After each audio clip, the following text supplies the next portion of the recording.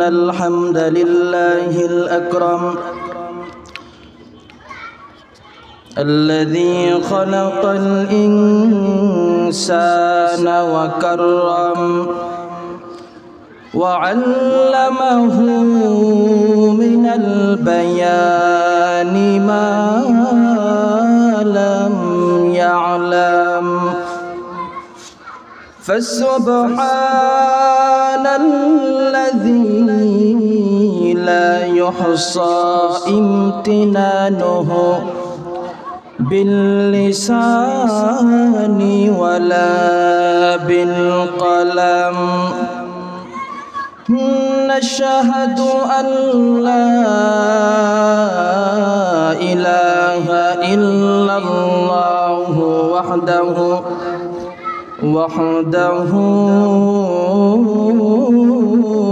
لا شريك له ونشهد أن سيدنا وسندنا وحبيب ربنا وطبيبنا وطبيب قلوبنا ومولانا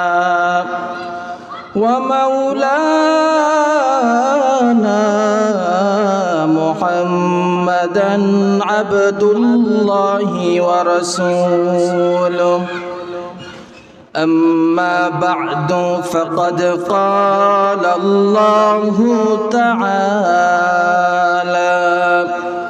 في كلامه المجيد وفي فرقانه الحميد أعوذ بالله من الشيطان الرجيم بسم الله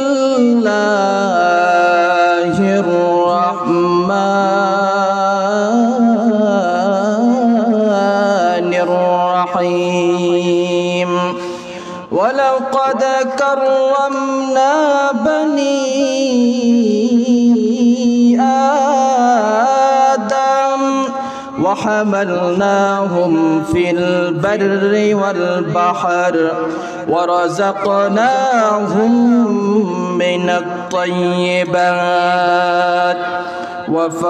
وفضلناهم على كثير ممن خلقنا تفضيلا وقال تعالى في شان حبيبه مخبرا وآمرا إن الله وملائكته يصلون على النبي يا أيها الذين آمنوا صلوا عليه وسلموا تسليما اللهم صل على محمد وعلى آل محمد كما صليت على إبراهيم وعلى آل إبراهيم إنك حميد مجيد اللهم بارك على محمد وعلى آل محمد كما باركت على إبراهيم وعلى آل إبراهيم إنك حميد مجيد यहाँ हम सब मुसाफिर हैं यहाँ हम सब मुसाफिर हैं कब्र आखिर ठिकाना कोई आगे रवाना है कोई पीछे रवाना बलगल उला बिकमालिही कशफत तुजा बिजमालिही हसून। আমার ভাইরাম এই দুনিয়াতে মানুষদেরকে পাঠানোর আগে আল্লামা জালালউদ্দিন সুয়ুতি রহমাতুল্লাহি আলাইহি ফেরেশতা এবং জিনদের ইতিকথা কিতাবের মধ্যে লিখেছেন। আল্লামা জালালউদ্দিন সুয়ুতি রহমাতুল্লাহি আলাইহি লিখেন, আল্লাহ রাব্বুল আলামিন এই পৃথিবীতে মানুষ পাঠানোর আগে আল্লাহ রাব্বুল আলামিন ফেরেশতাদেরকে আল্লাহ তাআলা এই জমিনে পাঠিয়েছিলেন। ফেরেশতারা আল্লাহর ইবাদত করে, আল্লাহ রাব্বুল আলামিনের কাছে ভালো লাগে না। আল্লাহ রাব্বুল আলামিন ফেরেশতাদেরকে বললেন, হে ফেরেশতারা, তোমরা জমিনটা খালি করে দাও। ফেরেশতারা জমিন খালি করে দিল। আল্লাহ রাব্বুল আলামিন এই জমিনে জিনদেরকে আল্লাহ তাআলা প্রেরণ করলেন। জিনেরা এসে আল্লাহর ইবাদত করে না, তারা শুধু মারামারি করে, তারা একজন আরেকজনের মাথা ফাটায়, তারা ঝগড়া বিবাদ বিশৃঙ্খলা জমিনের মধ্যে ছড়াইয়া দিল। মহান আল্লাহ রাব্বুল আলামিন ফেরেশতাদেরকে বললেন, এই সমস্ত জিন্নাতদেরকে তোমরা জমিন থেকে হটিয়ে দাও। জমিন থেকে যখন আল্লাহ রাব্বুল আলামিন সমস্ত জিন্নাতদেরকে হটিয়ে দিলেন, এবার আল্লাহ রাব্বুল আলামিন ফেরেশতাদেরকে নিয়ে বসলেন। ফেরেশতাদেরকে আল্লাহ রাব্বুল আলামিন বললেন, হে ফেরেশতারা, আমি আল্লাহ তোমাদের সাথে পরামর্শ করতে চাই। বলেন সুবহানাল্লাহ। এই যে এখান থেকে একটি মাসালা বের হয়, আপনি যেই কাজটা করেন না কেন, আপনি যদি পরামর্শ করে যদি কাজটা করেন, তাহলে এই কাজের মধ্যে মহান আল্লাহ রাব্বুল আলামিন বরকত দিয়ে পরিপূর্ণ করে দেন। সুবহানাল্লাহ পড়বেন না? পরামর্শের অনেক দাম। আপনি সংসারের একজন পিতা, আপনার সন্তানাদি আছে 5 জন মনে করেন, তো আপনি যদি কোনো কাজ করেন, কোনো জায়গা কিনবেন কিংবা যে কোনো কাজ করেন, সাংসারিক পারিবারিক কোনো কাজ করেন, তখন নিয়ম হলো আপনার সন্তান এবং আপনার স্ত্রী তাদেরকে সামনে বসিয়ে পরামর্শ করে কাজ করা। এটা কে শিক্ষা দিয়েছেন বলেন? আল্লাহ তাআলা শিক্ষা দিয়েছেন। এই যে পরামর্শ, এই পরামর্শ নামে আল্লাহ তাআলা কালামে হাকিমের মাঝে একটি সূরাও আল্লাহ তাআলা নাজিল করেছেন। ছোট সূরা না, বিশাল বড় একটা সূরাও নাজিল করেছেন। সূরার নাম হলো পরামর্শ সূরা। কি সূরা বলেন? পরামর্শ সূরা। সূরার নাম কি? পরামর্শের সূরা, সূরাতুশ শূরা। 25 নাম্বার পারা খুলবেন, 25 নাম্বার পারা খুলে পৃষ্ঠাটা উল্টাইবেন, দেখবেন 2 নাম্বার পৃষ্ঠার মধ্যে একটা সূরা আছে। সূরার নাম কি? সূরাতুশ শূরা, পরামর্শের সূরা। এটা আমাদেরকে আল্লাহ তাআলা শিক্ষা দিয়েছেন।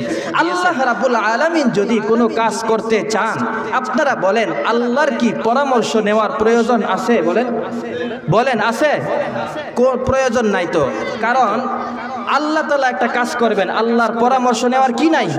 কোনো প্রয়োজন নাই। তবুও আল্লাহ তাআলা ফেরেশতাদের সঙ্গে পরামর্শ করে তাম পৃথিবীর সমস্ত মানুষদেরকে আল্লাহ তাআলা এই সবক দিলেন, তোমরাও তো অনেক কাজ করবে, কিন্তু পরামর্শ ছাড়া কোনো কাজ করতে পারবে না। আমার ভাইয়েরা, আল্লাহ রাব্বুল আলামিন ফেরেশতাদেরকে বললেন, হে ফেরেশতারা, তোমরা আমার সামনে বসো, আমি আল্লাহ রাব্বুল আলামিন তোমাদেরকে নিয়ে পরামর্শ করব। ফেরেশতারা বলল, আল্লাহ আপনি কি পরামর্শ করবেন? আল্লাহ রাব্বুল আলামিন এবার ফেরেশতাদেরকে বলতেছেন, সূরাতুল বাকারা 1 নাম্বার পারা 5 নাম্বার পৃষ্ঠার শুরুতেই আল্লাহ রাব্বুল আলামিন এই কথাটা বলেছেন। আল্লাহ রাব্বুল আলামিন ফেরেশতাদেরকে বললেন, হে ফেরেশতারা, ইন্নী জাইলুন ফিল আরদি খলিফা, আমি আল্লাহ পৃথিবীতে খলিফা সৃষ্টি করতে চাই, প্রতিনিধি সৃষ্টি করতে চাই, তারা আমি আল্লাহর ইবাদত করবে। ফেরেশতারা আল্লাহ রাব্বুল আলামিনকে ডাক দিয়া বলল, আল্লাহ আপনি জিন্নাতদেরকে দুনিয়াতে ইবাদত করার জন্য পাঠিয়েছিলেন, তারা দুনিয়াতে ফিতনা ফাসাদ সৃষ্টি করেছে, একজন আরেকজনের মাথা ফাটিয়েছে, আবার আপনি কাদেরকে দুনিয়াতে পাঠাবেন? তারা তো নাফরমানি করে দুনিয়াটা একদম নোংরা করে দিবে। আল্লাহ রাব্বুল আলামিন ফেরেশতাদেরকে ডাক দিয়া বললেন, ক্বালা ইন্নী আ'লামু মা লা তা'লামুন। আল্লাহ রাব্বুল আলামিন ফেরেশতাদেরকে বললেন, হে আমার ফেরেশতারা, আমি আল্লাহ যা জানি তোমরা তা জানো না। ঠিক কিনা বলেন? আল্লাহ তাআলা যা জানেন ফেরেশতারা তা জানে? আল্লাহ রাব্বুল আলামিন বললেন আমি আল্লাহ যা জানি তোমরা তা জানো না। আমার ভাইয়েরা, আল্লাহ রাব্বুল আলামিন কুকুর সৃষ্টি করেছেন, কুকুর গেউ গেউ করে আল্লাহর জিকির করে, আল্লাহর কাছে ভালো লাগে না। আল্লাহ রাব্বুল আলামিন তিনি পাক পাখালি সৃষ্টি করেছেন, কিচির মিচির করে আল্লাহর জিকির করে, আল্লাহর ভালো লাগে না। আল্লাহ রাব্বুল আলামিন ফেরেশতাদেরকে বললেন আমি আল্লাহ এমন মাখলুকাত সৃষ্টি করতে চাই যারা দুনিয়াতে আমি আল্লাহর গোলামি করবে, আমি আল্লাহর ইবাদত করবে। আবার অনেক সময় তারা শয়তানের ধোঁকায় পড়ে অন্যায় কাজ করবে, খারাপ কাজ করবে। অন্যায় কাজ করার পরে একবার যদি আমি আল্লাহর দিকে তাকাইয়া যদি বলে আল্লাহ গুনার কাজ করে ফেলেছি আপনি মাফ করে দেন, আমি আল্লাহর কাছে গুনার জন্য অনুতপ্ত হতে দেরি, আমি আল্লাহ তার জীবনের সমস্ত গুনাহগুলো মাফ করতে বিন্দু পরিমাণ দেরি করব না। বলেন সুবহানাল্লাহ। এটা কার কথা বলেন? আল্লাহর কথা। আমার ভাইয়েরা, নবীজি সাল্লাল্লাহু আলাইহি ওয়াসাল্লাম এজন্য হাদিস শরীফের মধ্যে বলেন আল ইসলামু ইয়াহদিমু মা কানা ক্বাবলাহু। কোন কাফের 70 বছর 80 বছর পর্যন্ত গুনাহ করেছে, সে কাফের ছিল, 80 বছর পরে তার সুবুদ্ধি উদয় হলো, সে বুঝতে পারলো এক আল্লাহ ছাড়া আর কোনো আমাদের আল্লাহ নাই, ইলা নাই। একবার সে আল্লাহর দিকে তাকায়া বলল আল্লাহ বুঝতে পেরেছি ইসলাম ধর্ম ছাড়া আর কোনো ধর্ম সত্য না। একবার এই জবান দিয়ে এই কথাটা বলতে দেরি মহান আল্লাহ রাব্বুল আলামিন তার জীবনের সমস্ত গুনাহ দেরি করতে বিন্দু পরিমাণ দেরি করবে না। বলেন সুবহানাল্লাহ। একজন কাফের সে 70 বছর পর্যন্ত মূর্তি পূজা করে। কি করে বলেন? আমার সাথে বলেন কি করে? আপনাদেরকে দিয়া যদি বলাই তাহলে আপনাদের ক্ষতি হবে? আমরা হলাম বক্তা না, আমরা হলাম মাদ্রাসার শিক্ষক। আল্লাহর রহমতে আমাদের অনেক ছাত্র আছে, দেখতে ছোট দেখা যায় কিন্তু অনেক ছাত্র আছে তারা এখন খেদমত করতেছে। কথা বুঝতে পেরেছেন? তো ছাত্রদেরকে যেভাবে বুঝাই এভাবে আমি আপনাদেরকে বুঝাবো। আপনাদের কষ্ট হবে? বলেন। আল্লাহ রাব্বুল আলামিন আমাদেরকে বুঝবার তৌফিক দান করেন। বলেন আমিন। এক কাফের 70 বছর পর্যন্ত সে মূর্তিকে আরবিতে বলে সনাম। কি বলে? আরবি শব্দটা তো শেখা হলো। কি বলে বলেন? সনামুন, সনাম, সনাম, সনাম। সে মূর্তির সামনে বসে 70 বছর পর্যন্ত ডাকতেছে ইয়া সনাম, ইয়া সনাম, ইয়া সনাম, হে মূর্তি, হে মূর্তি, এভাবে মূর্তিকে ডাকতেছে। কিন্তু আপনারা বলেন মূর্তিকে যদি কিয়ামত পর্যন্ত ডাকে, মূর্তি কি ডাকে সাড়া দেবে? বলেন না সাড়া দেবে? সাড়া দিবে না। তো এই সনাম সনাম বলতে বলতে আল্লাহর একটা নাম আছে সমাদ। কুল হুয়াল্লাহু আহাদ, আল্লাহুস সমাদ। এই যে সমাদ হলো আল্লাহর নাম। সমাজ শব্দের অর্থ হলো আল্লাহ তাআলা অমুখাপেক্ষী। আল্লাহ তাআলা কারো কাছে ঠেকা না, সবাই আল্লাহর কাছে কি ঠেকা। তো সনাম সনাম বলতে বলতে হঠাৎ করে তার জমাত দিয়ে বের হয়ে গেল সমাদ। সঙ্গে সঙ্গে আল্লাহ রাব্বুল আলামিন আসমান থেকে বান্দাকে ডাক দিয়ে বলতেছে ইয়া আবদি, হে আমার বান্দা তুমি আমাকে কেন ডাক দিলা? সুবহানাল্লাহ পড়েন। একবার শুধু জবান দিয়ে বের হয়েছে সমাদ, আর সঙ্গে সঙ্গে আল্লাহ দেরি করেন নাই, আল্লাহ সঙ্গে সঙ্গে উত্তর দিয়ে দিলেন সুবহানাল্লাহ। আমার ভাইয়েরা, এজন্য আল্লাহ রাব্বুল আলামিন বলেন বান্দা তোমরা আমি আল্লাহকে ডাকো। মুসলিম শরীফের একটি হাদিস রয়েছে, নবীজি সাল্লাল্লাহু আলাইহি ওয়াসাল্লাম বলেন আনা ইনদা যান্নি আবদি বি ওয়া আনা হাইসু মাআহু ইয়াযকুরুনি ওয়াল্লাহি লাল্লাহু আফরাহু বিতাওবাতি আহাদিকুম ইয়াজিদু দাল্লাতান বিল ফালা। নবীজি সাল্লাল্লাহু আলাইহি ওয়াসাল্লাম বলেন কোন বান্দা যদি আল্লাহ রাব্বুল আলামিনকে একবার ডাক দেয়, মহান আল্লাহ রাব্বুল আলামিন তার ওই বান্দার ডাকে 10 বার সাড়া দেন। বলেন সুবহানাল্লাহ। শুধু তাই না, কোন বান্দা যদি আল্লাহর রহমতের দিকে এক হাত আগায়, মহান আল্লাহ রাব্বুল আলামিন তার দিকে 10 হাত আগান। কোন বান্দা যদি মহান আল্লাহর দিকে হেঁটে হেঁটে যায়, মহান আল্লাহ রাব্বুল আলামিন ওই বান্দার দিকে দৌড়ায়া দৌড়ায়া আসতে থাকেন। বলেন সুবহানাল্লাহ। আল্লাহ তাআলা আমাদের দিকে দৌড়ায়া আসতে থাকেন। এটা শুধু আমার আপনার নবী মুহাম্মদুর রাসূলুল্লাহ সাল্লাল্লাহু আলাইহি ওয়াসাল্লামের উম্মত হওয়ার উসিলায় আল্লাহ তাআলা এই মর্যাদা আমাকে আপনাকে দান করেছেন। বলেন সুবহানাল্লাহ। আমার ভাইয়েরা বলতেছিলাম, আল্লাহ রাব্বুল আলামিন আমাদেরকে সবচেয়ে বেশি সম্মান আল্লাহ তাআলা দান করেছেন। আল্লাহ তাআলা আমাদেরকে কেন সম্মান দিলেন এটা জানার দরকার আছে না নাই? বলেন, সম্মান আল্লাহ তাআলা কেন দিলেন? আল্লাহ রাব্বুল আলামিন সূরাতুল আহজাবের মধ্যে বলতেছেন, ইন্না আরাদনাল আমানাতা আলাস সামাওয়াতি ওয়াল আরদি ওয়াল জিবাল ফাআবাইনা আন ইয়াহমিলনাহা ওয়া আশফাকনা মিনহা ওয়া হামালাহাল ইনসান ইন্নাহু কানা যালুমান জাহুলা। আল্লাহ রাব্বুল আলামিন বলেন, আমি আল্লাহ তোমাদেরকে কেন সম্মান দিলাম? আমি আল্লাহ তোমাদেরকে এজন্যে সম্মান দিলাম, আমি আল্লাহ তোমাদেরকে 30 পারা আল কোরআন দান করেছি। বলেন সুবহানাল্লাহ। এই যে 30 পারা আল কোরআন, এটা আল্লাহ তাআলা আমাদেরকে দিয়েছেন, এজন্য আমাদের সম্মান আল্লাহ তাআলা বাড়িয়ে দিয়েছেন। সুবহানাল্লাহ পড়তে ইচ্ছা করে না? এই কোরআন অন্যান্য নবীদেরকে আল্লাহ তাআলা কিতাব দিয়েছিলেন, কিন্তু কিতাবটা নবীদের কাছেই থাকতো। কার কাছে? নবীদের কাছে থাকতো। আর নবী এই কিতাব পড়ে পড়ে তার উম্মতদেরকে বলতেন, এই মিয়া সুদ খাওয়া হারাম, এই মিয়া ঘুষ খাওয়া হারাম, এভাবে তার উম্মতদেরকে বুঝাইতো।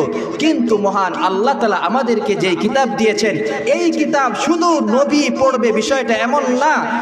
একজন সর্বনিম্ন কাজ যে করে মুচি থেকে নিয়ে একদম বড় আলেম পর্যন্ত সবাই এই কোরআন ধরতে পারে, পড়তে পারে। কথা বলেন ঠিক কিনা?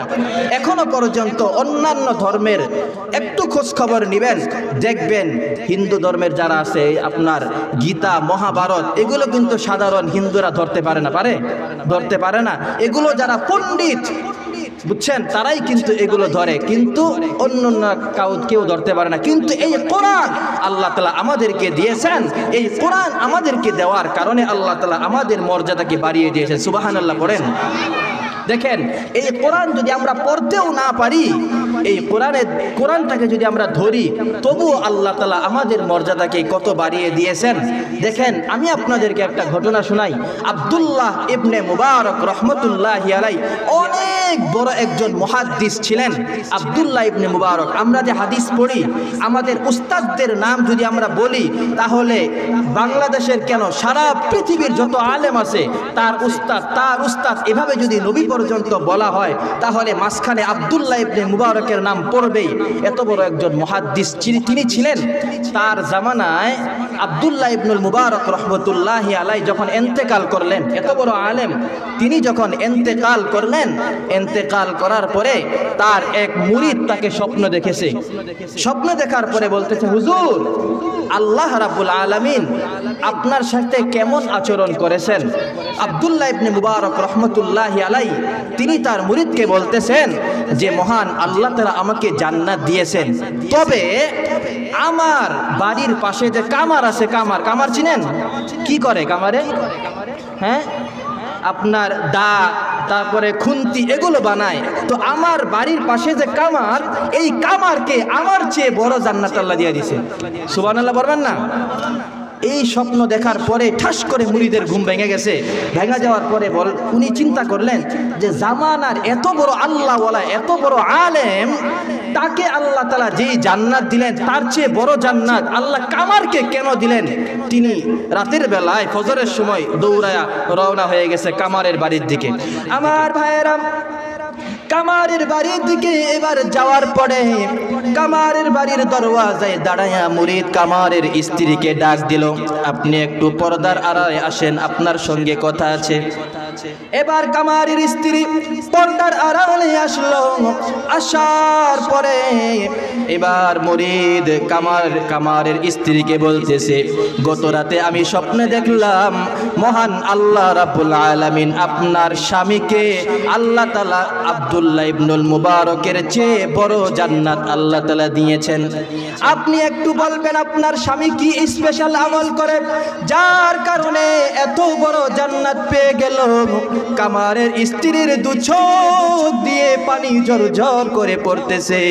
এবার কামারের স্ত্রী বলতেছে, আমার স্বামী একজন মূর্খ মানুষ, পড়তে পারে না, লিখতে পারে না, সে আবার কি আমল করবে?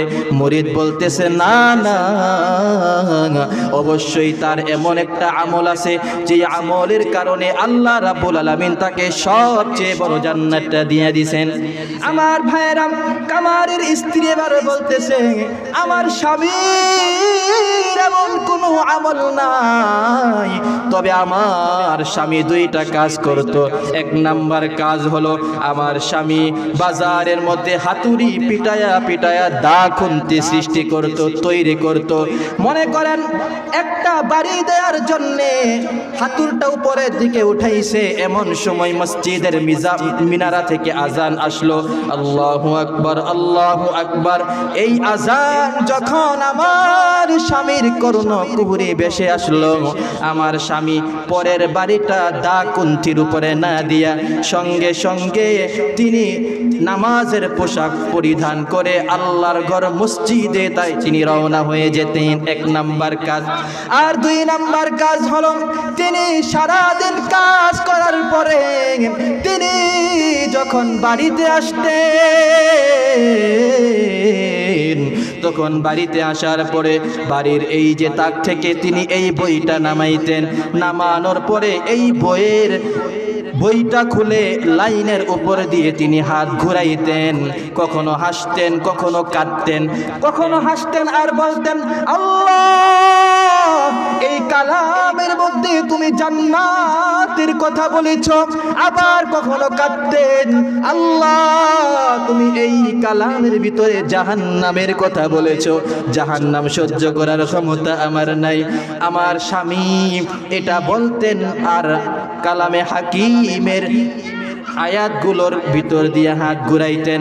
আবার কখনো কখনো বলতেন, ইয়া আল্লাহ ये तेरा कलाम मैं तुम्हारा गुलाम, এটা তোমার কালাম আর আমি তোমার গোলাম। এবার মুরিদ বলতেছে, ও মা আর বলতে হবে না, তোমার এই স্বামীর এই আমলটা আল্লাহর কাছে কবুল হয়ে গিয়েছে।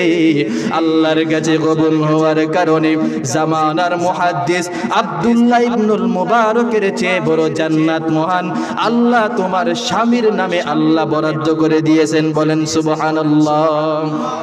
এখন বলেন, আমরাও যদি এই কোরআনকে ভালোবাসতে পারি তাহলে আল্লাহ তাআলা আমাদেরকে বড় জান্নাত দিতে পারেন কিনা বলেন? পারেন কিনা বলেন? আমার ভাইয়েরা, এজন্য কোরআনকে মুহাব্বত করতে হবে, কোরআন তেলাওয়াত করতে হবে। কোরআন শিক্ষা করো মুসলিম, কোরআন শিক্ষা করো, কোরআন শিক্ষা করো মুসলিম, কোরআন শিক্ষা করো। নোবেল নাটক ছেড়ে দিয়ে খোদার কালাম পড়ো, নোবেল নাটক ছেড়ে দিয়ে খোদার কালাম পড়ো। যার সিনাতে আছে কোরআন নাই তার কোনো ডর, যার সিনাতে আছে কোরআন নাই তার কোনো ডর। কোরআন ছাড়া হৃদয় খানি শয়তানেরই ঘর, কোরআন ছাড়া হৃদয় খানি শয়তানেরই ঘর। কোরআন মোদের মাথার মুকুট, কোরআন মোদের মূল, কোরআন মোদের মাথার মুকুট, কোরআন মোদের মূল। খোদার কোরআন ছেড়ো না ভাই হারাবে দুকুল, খোদার কোরআন ছেড়ো না ভাই হারাবে দুকুল। মাটির নিচে বাড়ি মোদের মাটির নিচে ঘর, মাটির নিচে বাড়ি মোদের মাটির নিচে ঘর, খোদার কালাম সঙ্গী হলে নেই তো কোনো ডর, খোদার কালাম সঙ্গী হলে নেই তো কোনো ডর। আল্লাহর কোরআন যদি আমাদের সঙ্গী হয়ে যায় তাহলে আমাদের ভয় আছে বলেন? এই কোরআন কিন্তু অনেক ভারী জিনিস। কোরআন কি বলেন? অনেক ভারী জিনিস। আমি আপনাদের সামনে আয়াত তেলাওয়াত করেছি। আল্লাহ তাআলা বলতেছেন, ইন্না আরাদনাল আমানাতা আলাস সামাওয়াতি ওয়াল আরদ ওয়াল জিবাল ফাআবাইনা আন ইয়াহমিলনাহা ওয়া আশফাকনা মিনহা ওয়া হামালাহাল ইনসান ইন্নাহু কানা যালুমান জাহুলা। আল্লাহ তাআলা এই কোরআন আমাদেরকে দেওয়ার আগে আল্লাহ তাআলা আসমানকে বলেছিলেন, আসমান আমি আল্লাহ তোমাদেরকে আমানত দিতে চাই, অর্থাৎ কোরআন দিতে চাই, তোমরা কি নিবে নাকি? একটু আওয়াজ করে সকলেই বলেন, আমাদের শক্তি বেশি না আসমানের শক্তি বেশি? একটু জোরে বলেন, আসমানের শক্তি বেশি। এই যে বিশাল আসমান, খুঁটি আছে একটাও? আপনাদের কালিয়াকৈর শফিপুর বাজারে কি আসমানকে ঠেক দেওয়ার জন্য 2-3টা খুঁটি পাওয়া যাবে? কিন্তু দেখেন এই খুঁটি ছাড়া আসমান দাঁড়িয়ে আছে, আর আসমানের উপরে কোটি কোটি মাখলুকাত আল্লাহ তাআলা সৃষ্টি করেছেন। কথা বলেন ঠিক কিনা? নবীজি সাল্লাল্লাহু আলাইহি ওয়াসাল্লাম বলেন, প্রথম আসমান থেকে নিয়ে জমিন পর্যন্ত, জমিন থেকে প্রথম আসমান পর্যন্ত দূরত্ব হলো মাত্র 500 বছরের রাস্তা। কয়শো বছরের? 500 বছরের রাস্তা। তার মানে কি? পায়ে হেঁটে না, সবচেয়ে দ্রুতগামী যানবাহন এটা দিয়ে আপনার 500 বছরের রাস্তা, এই যে আসমান। আবার প্রথম আসমানটা এই পরিমাণ মোটা, যেই পরিমাণ মাটি থেকে নিয়ে প্রথম আসমান পর্যন্ত ফাঁকা, এই পরিমাণ প্রথম আসমানটা মোটা। এত বড় আসমান খুঁটি ছাড়া দাঁড়িয়ে আছে, তো আমাদের শক্তি বেশি না আসমানের শক্তি বেশি? কথা বলেন ঠিক কিনা? তো এই যে আসমান, আসমানকে আল্লাহ তাআলা বললেন, আমি আল্লাহ তোমাকে কোরআন দিতে চাই, নেবে নাকি? কিন্তু আসমান অস্বীকার করলো। আল্লাহ এই কোরআন দিবেন, এই কোরআন নেওয়ার মতো, কোরআন ধারণ করার মতো ক্ষমতা আমি আসমানের ভিতরে নাই। সুবহানাল্লাহ পড়েন। আল্লাহ তাআলা তারপর জমিনকে বললেন, এই যে জমিনের উপরে আমরা 800 কোটি মানুষ বসবাস করতেছি। কয়শো কোটি মানুষ? 800 কোটি। আপনার কাঁধের উপরে যদি একজন উঠে আপনি নিতে পারবেন, যদি 2 জন উঠে নিতে পারবেন, 3 জন উঠলে তখন হালুয়া টাইট হয়ে যাবে। কিন্তু এই জমিনের উপরে কোটি কোটি মানুষ বসবাস করতেছে, জমিন একটু নড়া দেয়? বলেন, নড়ে না, জমিন নড়ে না। এই যে শক্তিশালী জমিনকে আল্লাহ তাআলা বললেন, জমিন তোমাদেরকে কোরআন দিতে চাই। 7 জমিন অস্বীকার করলো, কোরআন নেওয়ার মতো শক্তি আমাদের ভিতরে নাই। আল্লাহ রাব্বুল আলামিন এবার 3 নাম্বার পাহাড়কে ডাক দিয়া বললেন, পাহাড় আমি আল্লাহ কোরআন দিতে চাই। পাহাড় অস্বীকার করলো, আসমান অস্বীকার করলো, জমিন অস্বীকার করলো, পাহাড় অস্বীকার করলো। এত বড় কোরআন, এত ভারী কোরআন নিতে অস্বীকার করলো। আর এই কোরআন আল্লাহ তাআলা আমাদের মানুষের উপর চাপায়া দিয়েছেন। কথা বলেন ঠিক কিনা? কিন্তু এত শক্তি আমরা কোথায় পাইলাম? এখানে আমার শায়খ মুর্শিদ আল্লামা মাহমুদুল হাসান শায়খ হাফিজাহুল্লাহ, তিনি এখানে চমৎকার ব্যাখ্যা করেছেন। মনে করেন আপনার 3 জন সন্তান আছে। কয়জন সন্তান? 3 জন সন্তান আছে। আপনি বাজার থেকে বিরাট বড় একটা ব্যাগ নিয়ে আপনি বাসায় গেলেন, যাওয়ার পরে বড় ছেলে আব্দুর রহমানকে ডাক দিলেন, আব্দুর রহমান বাবা এত বড় ব্যাগ বাজার থেকে নিয়ে আসলাম, একটু ধরো। তখন আপনার আব্দুর রহমান অস্বীকার করে, না আমি আসতে পারবো না, আমি কাজে ব্যস্ত। আপনি কি করলেন? আপনি এবার মেজো সন্তানকে ডাক দিলেন, আব্দুর রহিম তোমাকে এদিকে আসো, তাড়াতাড়ি ব্যাগটা ধরো। মেজো ছেলে বলল, বাবা কাজের মধ্যে ব্যস্ত আছি, ডিস্টার্ব করবেন না। এবার বাবা যখন দেখলো বড় 2 সন্তান এই যে ব্যাগ নিতে অস্বীকার করলো, তখন বাবা কি করে, 7 বছরের কিংবা 6 বছরের ছোট্ট একটা সন্তান আছে, তাকে ডাক দেয়, বাবা আব্দুস সাত্তার এদিকে আসো, ব্যাগটা নিয়ে যাও। তখন আপনারা বলেন, এই যে ছোট সন্তান তিনি কিন্তু বাবার ব্যাগ নেওয়ার জন্য দৌড়িয়ে গেটের মধ্যে আসে। কথা বলেন ঠিক কিনা? আসার পরে বাবা বিশাল বড় ব্যাগটা তার ছোট্ট সন্তানের মাথায় দেয়, কিন্তু পরিপূর্ণ ভার কি সন্তানের মাথায় দেয়? পরিপূর্ণ ভার কিন্তু সন্তানের মাথায় দেয়, মাথায় দেয় ঠিক আছে, কিন্তু বাবা পরিপূর্ণ ব্যাগের ভার নিজের হাতের মধ্যে রাখে। ঠিক তেমনি ভাবে মহান আল্লাহ সুবহানাহু ওয়া তাআলা জাল্লা জালালুহু আল্লাহ রাব্বুল আলামিন আসমানকে বলেন কোরআন নেওয়ার জন্য, আসমান অস্বীকার করলো, শক্তিশালী জমিনকে বললেন, জমিন অস্বীকার করলো, শক্তিশালী পাহাড়কে বললেন, শক্তিশালী পাহাড় অস্বীকার করলো। এবার আল্লাহ তাআলা সবচেয়ে ছোট প্রাণী মানুষের মাথার উপরে এই কোরআন দিয়েছেন ঠিকই, কিন্তু পরিপূর্ণ ভার আল্লাহ রাব্বুল আলামিন নিজের হাতে রেখেছেন। সুবহানাল্লাহ বলেন। আমার ভাইয়েরা, এজন্য আল্লাহ রাব্বুল আলামিন বলেন এই কোরআনের পরিপূর্ণ ভার আমি আল্লাহ নিজের হাতে রেখে দিলাম। এই পরিপূর্ণ ভার যেহেতু আমি আল্লাহ নিজের হাতে রেখে দিলাম, তোমরা যদি এই কোরআনকে আত্মস্থ করতে পারো, এই কোরআনকে যদি তোমরা হেফজ করতে পারো, কিয়ামতের ময়দানে মহান আল্লাহ রাব্বুল আলামিন তার বাবা মা, ওই হাফেজের বাবা মার মাথার মধ্যে এমন মুকুট পড়াইয়া দিবেন যেই মুকুটের সামনে আলোকিত সূর্যটা ম্লান হয়ে যাবে। বলেন সুবহানাল্লাহ। আমার ভাইয়েরা, যদি পাওয়ারফুল লাইট জ্বালিয়ে দেওয়া হয় তখন মোমবাতির আলো আর দেখা যায় না। সকালবেলা যখন সূর্য উদিত হয়ে যায় তখন চাঁদের আলো দেখা যায় না। ঠিক তেমনি ভাবে মহান আল্লাহ রাব্বুল আলামিন বাবা আমার মাথার মধ্যে এমন মুকুট পড়াইয়া দিবেন যেই মুকুটের সামনে শক্তিশালী সূর্যের পাওয়ারটা ম্লান হয়ে যাবে। বলেন সুবহানাল্লাহ। এজন্য এক নাম্বার হলো এই কোরআনকে কি করা? পড়া। দৈনিক অল্প হলেও কোরআন তেলাওয়াত করা। আমরা এই মাহফিল থেকে আমরা ওয়াদা করতে পারবো তো ইনশাআল্লাহ, আল্লাহ আমরা যতদিন বেঁচে আছি আমরা সকলেই দৈনিক অল্প হলেও কোরআন তেলাওয়াত করব। একটু ওয়াদা করেন যে আমরা দৈনিক অল্প হলেও কোরআন তেলাওয়াত করব। বলেন। আল্লাহ তাআলা আমাদের সবাইকে কবুল মঞ্জুর করেন। বলেন আমিন। আমার ভাইয়েরা, আল্লাহ রাব্বুল আলামিন সূরাতু ইব্রাহিমের প্রথম আয়াতের মধ্যে আল্লাহ রাব্বুল আলামিন বলেন আলিফ লাম রা কিতাবুন আনজালনাহু ইলাইকা লিতুখরিজান নাসা মিনাজ যুলুমাতি ইলান নূর বিইذনি রাব্বিহিম ওয়া ইয়াহদিহিম ইলা সিরাতিল আজিজিল হাকীম। আল্লাহ রাব্বুল আলামিন বলেন এই কিতাব এমন একটা কিতাব, এই কিতাব যদি তোমরা তেলাওয়াত করো, এই কিতাবকে যদি তোমরা ফলো করো, এই কিতাব তোমাদেরকে জান্নাতের সোজা রাস্তা দেখিয়ে দিবে। বলেন সুবহানাল্লাহ। এক নাম্বার হলো কোরআন তেলাওয়াত করা।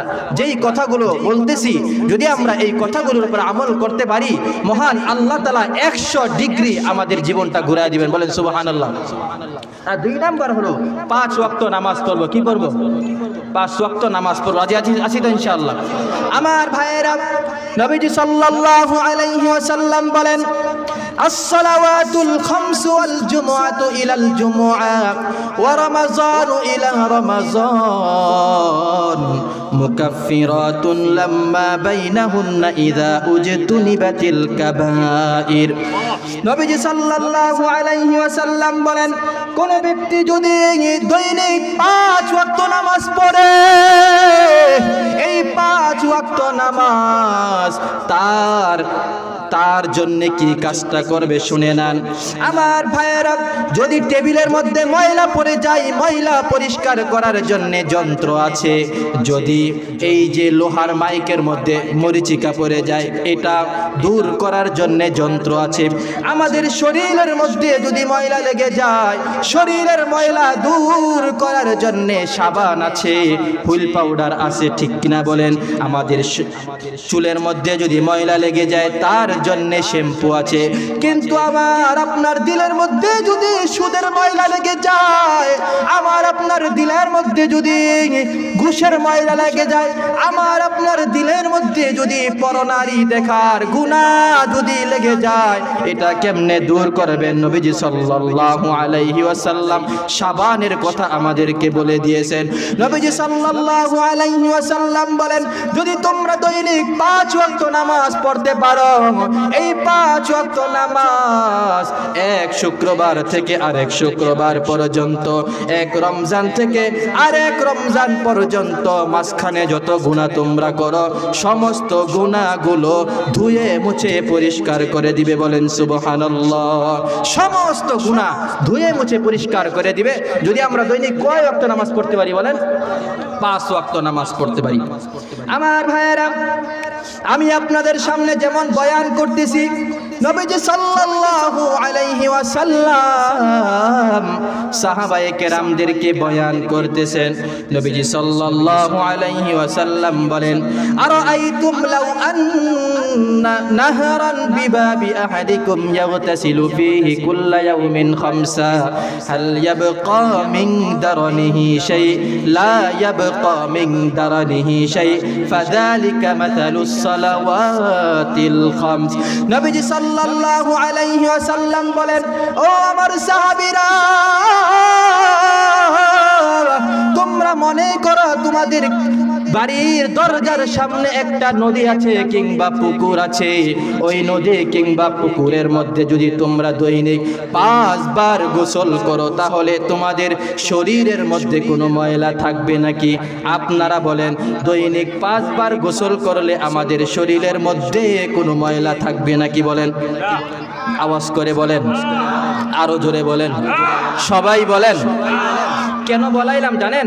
একটা হাদিসের উপর আমল হয়ে গেল। যখন নবীজি এই কথাটা সাহাবায়ে কেরামদেরকে বললেন, তখন সমস্ত সাহাবীরা এক বাক্যে বললেন, হুজুর, দৈনিক 5 বার গোসল করলে শরীরের মধ্যে কোনো ময়লা থাকতে পারে না।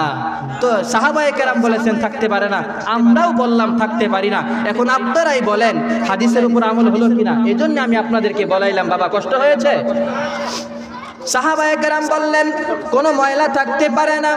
নবীজি সাল্লাল্লাহু আলাইহি ওয়াসাল্লাম এবার তার সাহাবীদেরকে বললেন, ও আমার সাহাবীরা, 5 ওয়াক্ত নামাজের উদাহরণ তেমনি। তোমরা যদি দৈনিক 5 ওয়াক্ত নামাজ যদি তোমরা জামাতের সাথে পড়তে পারো, কেমন যেন তোমরা নামাজের নদীর মধ্যে গোসল করলা। আর নামাজের নদীর মধ্যে গোসল করার কারণে তোমাদের শরীরের মধ্যে যত গুনাহ আছে, সমস্ত গুনাহগুলো ধুয়ে মুছে পরিষ্কার হয়ে গেল। বলেন সুবহানাল্লাহ। শুধু তাই না, আবু যর গিফারি, নবীজির যত বুজুর্গ সাহাবী আছে তার মধ্যে অন্যতম সাহাবী হচ্ছেন আবু যর গিফারি রাদিয়াল্লাহু আনহু। শীতকালে আবু যর গিফারি রাদিয়াল্লাহু আনহুর হাতটা নবীজি এভাবে ধরলেন, ধরে নবীজি সাল্লাল্লাহু আলাইহি ওয়াসাল্লাম আবু যর গিফারিকে জঙ্গলে নিয়ে গেলেন। আপনারা বলেন, জঙ্গলে গাছপালা তরুলতা বেশি না কম? আরো জোরে। এবার আবু যর গিফারির হাতটা ধরে নবীজি জঙ্গলে নিয়ে গেলেন। জঙ্গলে নিয়ে যাওয়ার পরে নবীজি সাল্লাল্লাহু আলাইহি ওয়াসাল্লাম শুকনো একটা ঢাল ধরে, গাছের শুকনো ঢাল ধরে নবীজি জোরে নাড়া দিলেন। নাড়া দেওয়ার পরে আমরা জানি শীতকালে গাছের পাতাগুলো পড়ে যায়। তো নবীজি যখন নাড়া দিলেন, শুকনো পাতাগুলো আস্তে আস্তে সব পড়ে গেল। এবার নবীজি সাল্লাল্লাহু আলাইহি ওয়াসাল্লাম আবু যর গিফারিকে ডাক দিয়ে বললেন, হে আবু যর গিফারি, তুমি কি কিছুই বুঝলে নাকি? আবু যর গিফারি রাদিয়াল্লাহু আনহু বলল, হুজুর, কিছুই তো বুঝলাম না। আপনি শুকনো একটা ঢাল ধরে নাড়া দিলেন আর গাছের পাতাগুলো জোরে পড়ে গেল, এটাই বুঝলাম, আর তো কিছুই বুঝলাম না। নবীজি সাল্লাল্লাহু আলাইহি ওয়াসাল্লাম বললেন, হে আবু যর, আমি তোমাকে এটা দেখায়া এই উদাহরণটা তোমার সামনে পেশ করে নামাজের গুরুত্বটা তোমাকে বুঝাইলাম। তুমি যদি দৈনিক 5 ওয়াক্ত নামাজ পড়ো, এই 5 ওয়াক্ত নামাজ তোমার ইমানের মধ্যে এমন জোরে নাড়া দেয়, তোমার ইমানের মধ্যে যত খাত আছে, যত গুনাহ আছে, যত ময়লা আবর্জনা আছে, সমস্ত গুনাহগুলো 5 ওয়াক্ত নামাজ পড়ার দ্বারা এভাবেই ধুয়ে মুছে পরিষ্কার হয়ে যায়। বলেন সুবহানাল্লাহ। দেখেন আমরা যে সগীরা গুনাহ করি, গুনাহ কিন্তু দুই প্রকার। কয় প্রকার? সগীরা গুনাহ, আর একটা হলো কি গুনাহ? কবিরা গুনাহ। বলেন কি গুনাহ? এক নাম্বার সগীরা, দুই নাম্বার কি? কবিরা।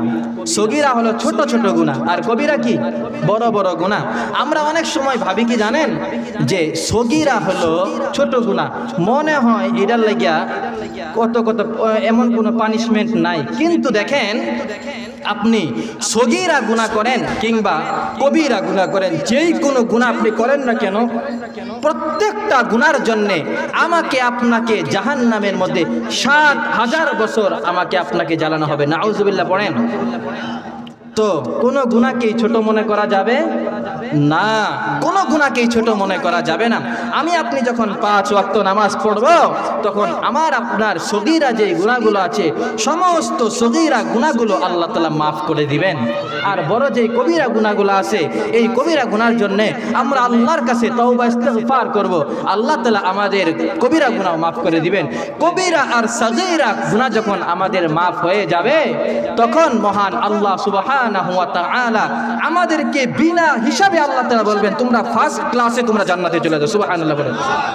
নবীজি সাল্লাল্লাহু আলাইহি ওয়াসাল্লাম হাদিস শরীফের মধ্যে ইরশাদ করেছেন, যখন মানুষ যখন একটা গুনাহ করে, তখন তার গলার মধ্যে একটা বেড়ি লেগে যায়। কয়টা বেড়ি? একটা বেড়ি লাগে। বেড়ি চিনেন? জেলখানার আসামিকে পুলিশ হ্যান্ডকাপ পরায় না, তখন একটা হ্যান্ডকাপ গলার মধ্যে লেগে যায়। যখন আরেকটা গুনাহ করে, তখন আরেকটা হ্যান্ডকাপ লেগে যায় গলার মধ্যে। যখন আরেকটা গুনাহ করে, এভাবে তার গলার মধ্যে হ্যান্ডকাপ লাগতেই থাকে। আপনারা বলেন, একটা হ্যান্ডকাপের জায়গায় যদি 100 হ্যান্ডকাপ লাগানো হয়, তাহলে ওই মানুষটা বাঁচে? বলেন। ওই মানুষটা যেমন বাঁচে না, ঠিক তেমনি ভাবে আমার আপনার আমল নামায় যখন একের পর এক গুনাহ লেখা হতে থাকবে, যখন আমি আপনি গুনায় মুক্তরা থাকবো, একের পর এক গুনাহ করব, তখন আমার আপনার ইমানের এমন মৃত্যু হয়ে যাবে। আর আমার আপনার ইমানের যদি মৃত্যু হয়ে যায়, মরা ইমান নিয়ে আমরা কি জান্নাতে যেতে পারবো? পারবো না। এই জন্য নবীজি সাল্লাল্লাহু আলাইহি ওয়াসাল্লাম বলেন, এই যে হ্যান্ডকাপ তোমার গলার মধ্যে লেগে গিয়েছে, এই হ্যান্ডকাপ দূর করার, এই হ্যান্ডকাপ খোলার একটাই মাত্র মেডিসিন, সেটা হলো কি? তাওবা। আমি শুরুতে আপনাদেরকে বলেছি, একবার শুধু আল্লাহকে যদি আমরা আল্লাহ বলে ডাক দিয়ে যদি বলি, আল্লাহ পিছনে যা করছি সব অপরাধ অন্যায় করেছি, আপনি মাফ করে দেন, বলতে দেই আমার সারা জীবনের গুনাহ আল্লাহ মাফ করতে দেরি করবে না। সুবহানাল্লাহ বলেন। তো 2 নাম্বার কি বললাম? নামাজের কথা। 1 নাম্বার কি? দৈনিক অল্প কিছু হলেও কোরআন তেলাওয়াত করা। আমরা যারা এখানে আছি, আমাদের সন্তানদেরকে, ছেলে হোক মেয়ে সন্তানদেরকে আমরা এই মাদ্রাসায় দিতে পারি। ছেলে সন্তান যারা আছে, তাদেরকে আশেপাশে কত মাদ্রাসা আছে, আমরা দিব তো ইনশাআল্লাহ, দিব তো ইনশাআল্লাহ। একটা ছেলে হাফেজ হলে কি যে লাভ, এটা এখন বুঝে আসবে না বাবা। এই 2টা চোখ যখন বন্ধ হয়ে যাবে, তখন বুঝে আসবে যে হাফেজ হওয়ার কি ফজিলত, কি ফজিলত। নবীজি সাল্লাল্লাহু আলাইহি ওয়াসাল্লাম হাদিস শরীফের মধ্যে ইরশাদ করেন, যখন মানুষের মৃত্যুর সময় হয়ে যায়, কিসের সময়? মৃত্যুর সময় হয়ে যায়, তখন তার মৃত বাবার সুরত ধরে, তার মৃত মায়ের সুরত ধরে শয়তান আসে। আসার পরে বললে যে সারা জীবন মনে করেছিলাম ইসলাম ধর্ম সত্য, কিন্তু মরার পরে দেখলাম আসলে ইসলাম ধর্ম সত্য না, ইসলাম মিথ্যা, তাড়াতাড়ি তুমি কুফরি ধর্ম অবলম্বন করো। এই কঠিন মুহূর্তে, এই কঠিন সিচুয়েশনে অনেক মানুষ বেঈমান হয়ে মারা যায়। কথা বলেন ঠিক কিনা? কিন্তু এই মুহূর্তে যদি আপনার সন্তান যদি আপনার শিউরের পাশে বসে যদি কালামে হাকিম থেকে সূরা ইয়াসিন তেলাওয়াত করে, শয়তান কেন, শয়তানের বাবারও আসার ক্ষমতা নাই। ঠিক কিনা বলেন? এই জন্য সন্তানদেরকে হাফেজ বানাইলে লাভ না লস? আমার বাড়ি হলো গফরগাঁও। কোথায় বলেন? গফরগাঁও। গফরগাঁও সম্পর্কে বিখ্যাত একটা উক্তি আছে, সারা বাংলাদেশের মধ্যে সবচেয়ে বেশি ডেঞ্জারাস জায়গা হলো গফরগাঁও, ডাকাতের এলাকা। ঠিক কিনা বলেন? আমার আব্বা ছোটবেলা আমাকে ঢাকা নিয়ে গেছে মাদ্রাসায়, আমি পড়ি। তো কুরবানির দিন আমরা ঢাকা থেকে বাড়িতে আসব, তো এমন সময় রাস্তার মধ্যে ডাকাতে আটকায় কি করে জানেন? এই যে বিশেষ করে হুজুর ঘরে ধরে, বিশেষ করে হুজুরদেরকে ধরে, এই যে আপনার মানি ব্যাগের টাকা, তারপরে যে এক একটা ইমাম সাহেব মনে করেন 15 কেজি 20 কেজি গোস্ত পায়, সবগুলা ডাকাত ছিনতাই করে নিয়ে যায়। তো এই যে মুহূর্ত, কঠিন একটা মুহূর্ত, তো আমার আব্বা আমাকে বললেন যে তুমি গফরগাঁও নামার পরে তুমি একের পরে এক ইয়াসিন পড়তে থাকবা। সুবহানাল্লাহ বলবেন না? নবীজি সাল্লাল্লাহু আলাইহি ওয়াসাল্লাম তিনি মক্কা নগরীতে, মক্কার সামনে, কাবার সামনে বসে আছেন। এমন সময় আবু বকর রাদিয়াল্লাহু আনহু তিনি বলতেছেন, হুজুর ওই যে আপনার চাচি উম্মে জামিল মাথার মধ্যে বড় এক পাথর নিয়ে আসতেছে, সে মনে হয় আপনাকে হত্যা করবে। নবীজি সাল্লাল্লাহু আলাইহি ওয়াসাল্লাম আবু বকরকে বললেন, আবু বকর চিন্তার কোনো কারণ নাই, টেনশনের কোনো কারণ নাই। এটা বলে নবীজি সাল্লাল্লাহু আলাইহি ওয়াসাল্লাম সূরাতুল ইয়াসিন তেলাওয়াত শুরু করে দিলেন। উম্মে জামিল বড় পাথর মাথার মধ্যে নিয়ে আয়েশা আবু বকরকে বলতেছে, আবু বকর তোমার লগে না মুহাম্মদ ছিল, ওই কই? হ্যাঁ, তোমার সামনে মুহাম্মদ ছিল, সে কই? আবু বকর বলল, আমি দেখতেছি আমার পাশে নবীজি বসা, কিন্তু উম্মে জামিল দেখে না। সুবহানাল্লাহ। কিসের বদলতে? ইয়াসিনের বদলতে। তো আমার আব্বা আমাকে বললেন যে সূরা ইয়াসিন তেলাওয়াত শুরু করে দিবা। আমি তো ভয়ে ভয়ে ছোট মানুষ, একদম ছোট্ট মক্তবে পড়ি, হেফখানায় পড়ি। তো আমি গফরগাঁও নামার পরে ইয়াসিন পড়া শুরু করেছি। ডাকাত আমি এই চোখে রাআইতু আইনাইয়া, এই দুই চোখে আমি ডাকাত দেখেছি, আমার তাকায় আছে তারা ধরার জন্য, কিন্তু কেমন যেন এমন ভাবে আমাদের দিকে তাকাইছে, কেমন যে আমাদেরকে দেখে না। আমি আপনার দিকে তাকাইছি, আপনি তো বুঝবেন যে আমি আপনাদের তাকায় রয়েছি, কিন্তু অনেক সময় এমন হয় যে আপনার দিকে আমি তাকায় আছি, কিন্তু আপনি মনে মনে ভাবতেছেন হুজুর আমার দিকে তাকায় রয়েছে ঠিকই, কিন্তু মনে মনে জানি কি ভাবতেছে। কথা বলেন ঠিক কিনা? আসলে কিন্তু কি করে না, সে দেখে না, অন্য কিছু ভাবতেছে। ডাকাত আমাদেরকে দেখে নাই। তো কোরআনের বদলতে মহান আল্লাহ রাব্বুল আলামিন স্পষ্ট আমাদেরকে এটা দেখায় দিয়েছেন। এজন্য আমরা কোরআন পড়ব তো ইনশাআল্লাহ। নবীজি সাল্লাল্লাহু আলাইহি ওয়াসাল্লাম তিনি তার জীবনের শেষ মুহূর্তে, অন্তিম মুহূর্তে, যখন তার জীবনের ইতি ঘটে যাবে, এই দুনিয়া থেকে বিদায় নিয়ে নবীজি সাল্লাল্লাহু আলাইহি ওয়াসাল্লাম তিনি যখন চলে যাবেন, তখন নবীজি সাল্লাল্লাহু আলাইহি ওয়াসাল্লাম এই জবান দিয়ে যে কয়েকটা কথা বলেছেন, তার মধ্যে একটা বলেছেন নামাজ, আসসালাত, আসসালাত। নামাজ কখনো ছাড়া যাবে না। নামাজের কথা মহান আল্লাহ সুবহানাহু ওয়া তাআলা কালামে হাকিমের এক জায়গায়, দুই জায়গায় নয়, 82 জায়গায় আল্লাহ তাআলা উল্লেখ করেছেন। সুবহানাল্লাহ পড়েন। এবং মুফাসসিরিনে কেরাম বলেন 82 জায়গায় 82 বার এই নামাজের কথা আল্লাহ তাআলা উল্লেখ করে 82টা কারণ বর্ণনা করেছেন। আমার ভাইয়েরা, যেই জিনিসটা বেশি গুরুত্বপূর্ণ, এই জিনিসটা মরার আগে হলেও আমরা আমাদের সন্তানদেরকে বলে যাই। কথা বলেন ঠিক কিনা? নবীজি সাল্লাল্লাহু আলাইহি ওয়াসাল্লাম ঠিক তেমনি ভাবে মৃত্যুর আগে আমাদেরকে বলে গিয়েছেন, আমার উম্মত ইয়া উম্মতি আসসালাত, আসসালাত। কখনো নামাজ ছাড়া যাবে? নবীজি সাল্লাল্লাহু আলাইহি ওয়াসাল্লামের জীবনের শেষ বাণী ছিল কি? আসসালাত, আসসালাত, নামাজ, নামাজ।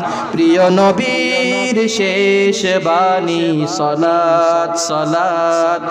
তারি মাঝে তোমার জন্যে আছে নাজাত, আছে নাজাত। সাত আসমান পেরিয়ে নবী গেলেন মেরাজে, রবের সাক্ষাতে ধন্য করলেন নিজেকে। সাত আসমান পেরিয়ে নবী গেলেন মেরাজে, রবের সাক্ষাতে ধন্য করলেন নিজেকে। উম্মতেরই জন্যে মেরাজ, 5 ওয়াক্ত সালাত। তারি মাঝে আমার জন্যে আছে নাজাত, আছে নাজাত। কথা বলে ঠিক কিনা?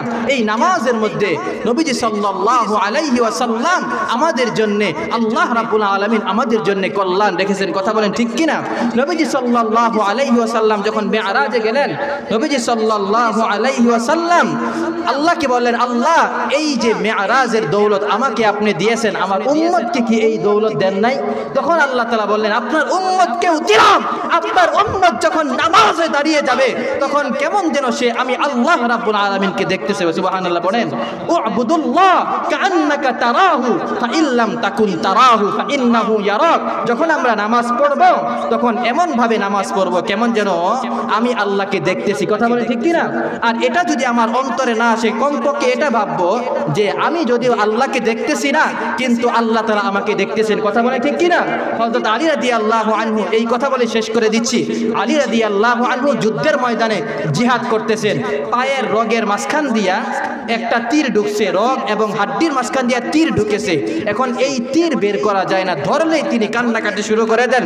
নবীজি সাল্লাল্লাহু আলাইহি ওয়াসাল্লাম বলেন, কিয়ামত পর্যন্ত চেষ্টা করলে তোমরা তীর বের করতে পারবে না, তবে তোমরা একটা কাজ করো, তোমরা আলীকে নামাজের মধ্যে দাঁড় করায় দাও। হযরত আলী রাদিয়াল্লাহু আনহু যখন নামাজে দাঁড়ায় গেলেন, সাহাবায়ে কেরাম টান মেরে তীর বের করে ফেললেন, সামান্য একটু টের পেলেন না। সুবহানাল্লাহ।